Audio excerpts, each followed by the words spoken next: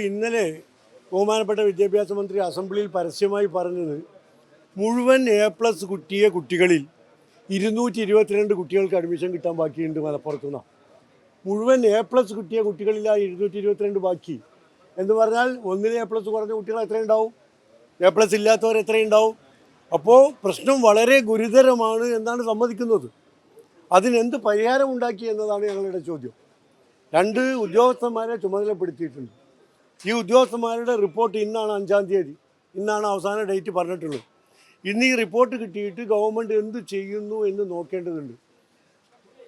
Higher secondary തുടർ പഠനത്തിന് അവസരമുണ്ടായ മുഴുവൻ കുട്ടികൾക്കും അതിനുള്ള അവസരം ഗവൺമെൻറ് സൃഷ്ടിക്കുന്നത് വരെ ഞങ്ങൾ മുസ്ലിം ലീഗും പോഷക സംഘടനകളും UDF ഒന്നും അടങ്ങി നിൽക്കുന്ന പ്രശ്നമില്ല.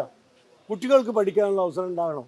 എന്ത് കണക്ക് പറഞ്ഞാലും ഇപ്പോൾ സപ്ലിമെൻ്ററി അലോട്ട്മെൻറ്റിൽ 16,000 കുട്ടികളാണ് അപേക്ഷ കൊടുത്തത്. അതിനർത്ഥം എന്താ? അത്രയും കുട്ടികൾക്ക് അഡ്മിഷൻ കിട്ടിയിട്ടില്ല എന്നാണ്. ബഹുമാനപ്പെട്ട വിദ്യാഭ്യാസ മന്ത്രി പറയുന്ന 6,000 സീറ്റാണ് ബാക്കിയുള്ളതെന്നാണ്. ജനറൽ കോട്ടയിൽ 6,000 സീറ്റ് ബാക്കിയുണ്ട്. 16,000 കുട്ടികൾ സപ്ലിമെൻ്ററിയിൽ അപേക്ഷിച്ചിട്ടുണ്ട്. അത് മാത്രമല്ല, അതിൽ ഏറ്റവും ദുഃഖകരമായൊരവസ്ഥ, ഹയർ സെക്കൻഡറി പരീക്ഷയിൽ ആദ്യത്തെ 3 അലോട്ട്മെൻറ്റുകളിൽ സീറ്റ് കിട്ടിയ കുട്ടികളുണ്ട്. 20 കിലോമീറ്ററും 25 കിലോമീറ്ററും അകലെ വീട്ടിൽ നിന്ന് സ്കൂളിൽ അഡ്മിഷൻ കിട്ടിയവരുണ്ട്. സയൻസിനും കൊമേഴ്സിനും ആഗ്രഹിച്ച് അപേക്ഷ കൊടുത്തിട്ട് ഹ്യൂമാനിറ്റീസിനും മറ്റ് സബ്ജക്റ്റുകൾക്കും അഡ്മിഷൻ കിട്ടിയ കുട്ടികളുണ്ട്. അവർക്ക് മാറി ഇഷ്ടമുള്ള സ്ഥാപനത്തിലേക്ക്, ഇഷ്ടമുള്ള കോഴ്സിലേക്ക് കിട്ടാനുള്ള ഒരു അവസരം ഈ സപ്ലിമെൻ്ററി അപേക്ഷയിൽ കൊടുത്തില്ല.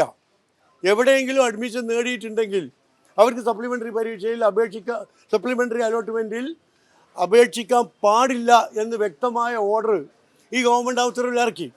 അതേ ഗവൺമെൻറ് തന്നെ ഹയർ സെക്കൻഡറിയിൽ ഇത്തരമൊരു ഓർഡർ ഇറക്കി. അതേ ഗവൺമെൻറ് തന്നെ വെക്കേഷണൽ ഹയർ സെക്കൻഡറിയിൽ അഡ്മിഷൻ നേടിയവർക്കും മറിച്ച് അപേക്ഷ കൊടുക്കാനുള്ള അവസരം ഉണ്ടാകും എന്ന് പ്രത്യേകം എഴുതുന്നു. ഇപ്പോൾ VHSക്ക് വേറെ നിയമം, ഹയർ സെക്കൻഡറിക്ക് വേറെ നിയമം.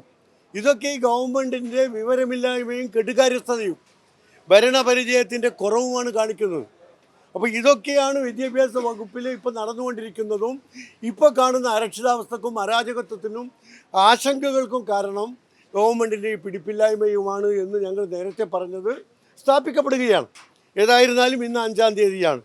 ഗവൺമെൻറ് ആ റിപ്പോർട്ടുകളുടെ അടിസ്ഥാനത്തിൽ എന്ത് ചെയ്യുന്നു എന്ന് വിലയിരുത്തിയിട്ട് ഭാവി പ്രവർത്തനങ്ങൾ മുസ്ലിം ലീഗും പോഷക സംഘടനകളും തീരുമാനിക്കും. കാരണം ഈ ഗവൺമെൻറ്റിന് വിശ്വസിക്കാൻ കഴിയില്ല.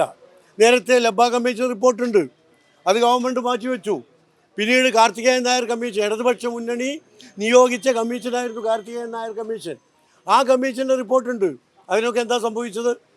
അതുപോലെ ഈ സമിതിയുടെ റിപ്പോർട്ടും പൂഴ്ത്തിവെക്കാനാണ് ശ്രമമെങ്കിൽ അത് അനുവദിക്കുന്ന പ്രശ്നമില്ല എന്ന് ഉത്തരവാദിത്വ ബോധത്തോടു കൂടി തന്നെ പറയുകയാണ്. ഏതായിരുന്നാലും ഇന്ന് അവസാന ദിവസമാണ്, പരീക്ഷണമാണ്. ഞങ്ങൾ കുട്ടികളെ കൂടെ ഉണ്ടാവും, രക്ഷിതാക്കളെ കൂടെ ഉണ്ടാകും. സീറ്റ് പ്രതിസന്ധി കുറച്ച് കാണിക്കാനാണ് ഇത്തരം കാര്യങ്ങളൊക്കെ. നേരത്തെ മലപ്പുറം ജില്ലയിൽ പുറത്തുനിന്ന് ഉള്ള അപേക്ഷകരാണെന്ന് പറഞ്ഞിട്ട് 10,000 ഒഴിവാക്കി. അപ്പോൾ എണ്ണം കുറച്ച് കാണിക്കുക.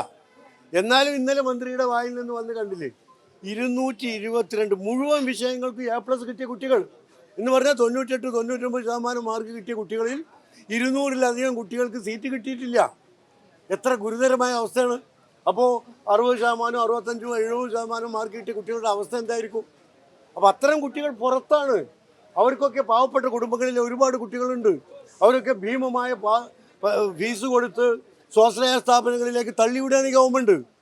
വിദ്യാഭ്യാസ കച്ചവടക്കാരെ പ്രോത്സാഹിപ്പിക്കുകയാണ് ഗവൺമെൻറ് ചെയ്യുന്നത്. അതുകൊണ്ട് UDF-ഉം മുസ്ലിം ലീഗും ഒറ്റക്കെട്ടായി ഈ കാര്യത്തിൽ തീരുമാനമെടുക്കും.